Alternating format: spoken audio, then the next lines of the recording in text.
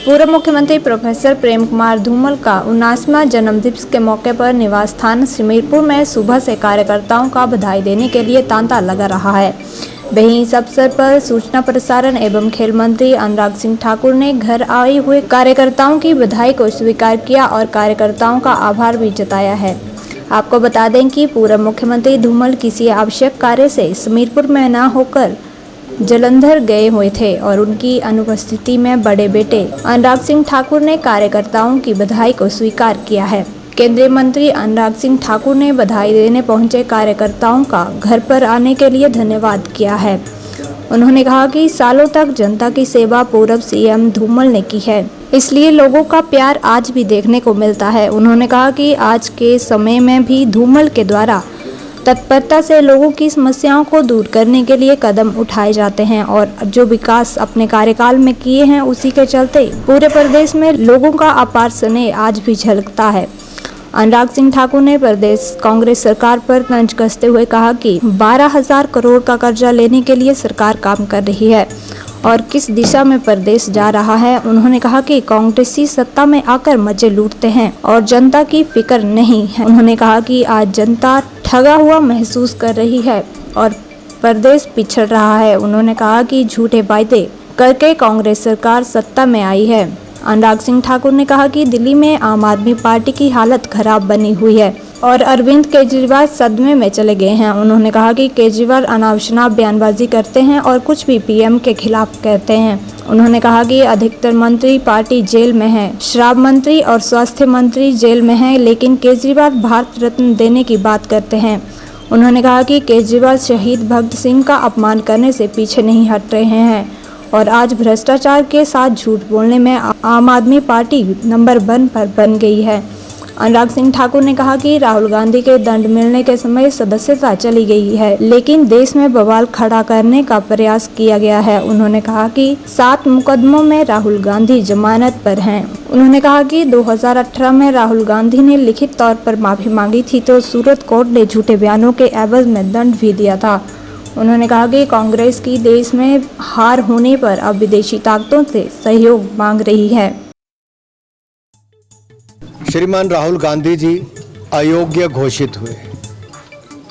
अपने बार बार ऐसे बयानों की वजह से पिछड़े समाज का अपमान करना, फिर अहंकार दिखाना, माफ़ी मांगने की बजाय ये कहना कि गांधी माफ़ी नहीं मांगते, और अब कोर्ट गए तो पूरे राज्यों के मुख्यमंत्रियों को साथ में लेकर चले गए, जबकि वो अपील बगैर गए भी दायर हो सकती थी।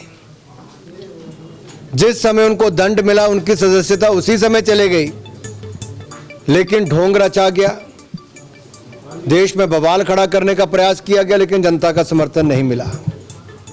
7 मुकदमों में राहुल गांधी जी जमानत पर हैं। अवमानना के मामलों में, भ्रष्टाचार के मामलों में।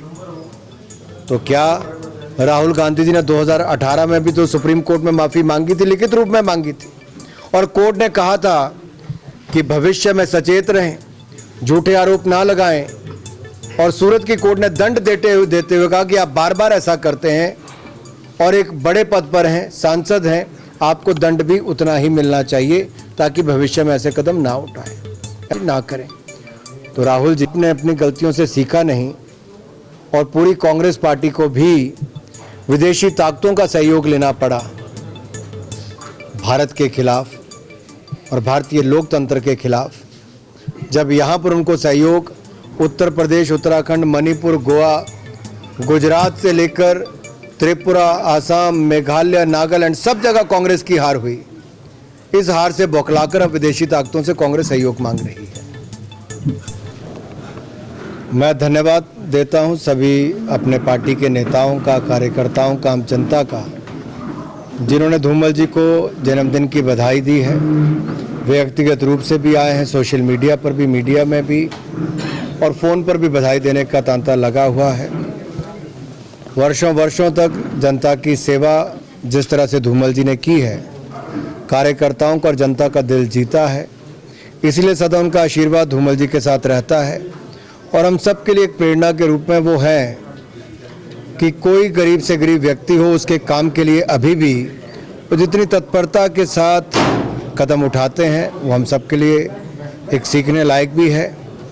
और कहीं ना कहीं जो विकास उन्होंने हिमाचल प्रदेश का किया आज भी जनता के दिलों में वो उसी तरह से बसा हुआ है। गांव-गांव को जोड़ना, पनबिजली परियोजनाएं लगाना, सड़कों का जाल बिछाना, 12,000 कमरे स्कूलों में बनवा देना, ऐसे अनेकों काम कि हिमाचल प्रदेश की आय को बढ़ाने का भी उस दिशा में जो कदम उठाए आज भी जनता याद करती है।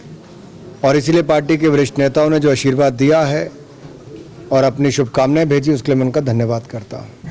आम आदमी पार्टी की हालत इतनी खराब है, अरविंद केजरीवाल जी सदमे में चले गए, अनाप शनाप बयानबाजी करते हैं, विधानसभा की आड़ लेकर कुछ भी गाली गलौज तक प्रधानमंत्री जी के खिलाफ आ गए।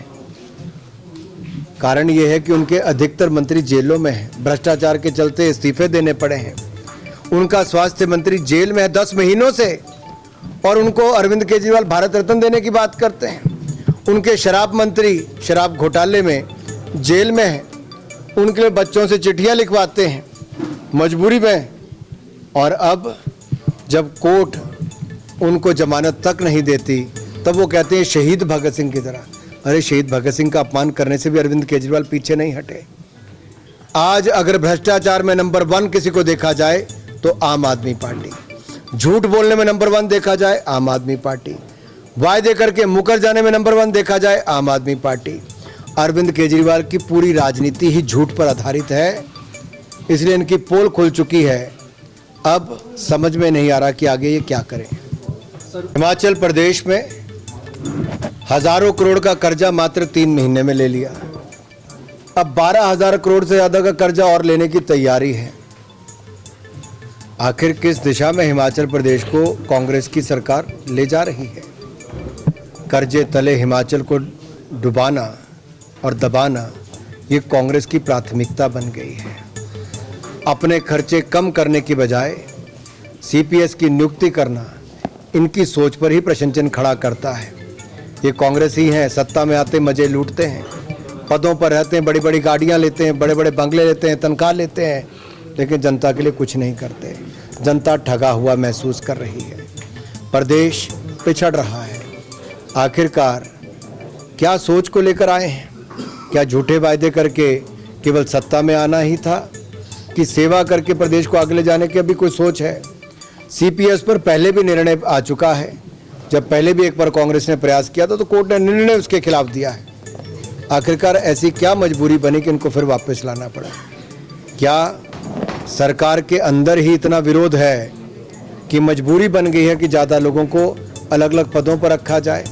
जो मंत्री हैं वो संतुष्ट नहीं और जो सीपीएस हैं वो लीगल नहीं। सुखू जी, सामने दिख रहा है देश को, राहुल गांधी जी की लोकप्रियता जो बढ़ी है उसके कारण गुजरात में भारतीय जनता पार्टी ने रिकॉर्ड सीटें 152 से ज़्यादा जीती। नागालैंड, मणिपुर, मेघालय, त्रिपुरा, असम, उत्तर प्रदेश, उत्तराखंड, गोवा, इन सभी राज्यों में भारतीय जनता पार्टी ने रिकॉर्ड बनाकर गठबंधन की सरकारें भी बनाई हैं। अगर इतनी ही लोकप्रियता थी तो यात्रा के चलते अधिकतर राज्य कैसे खो दिए?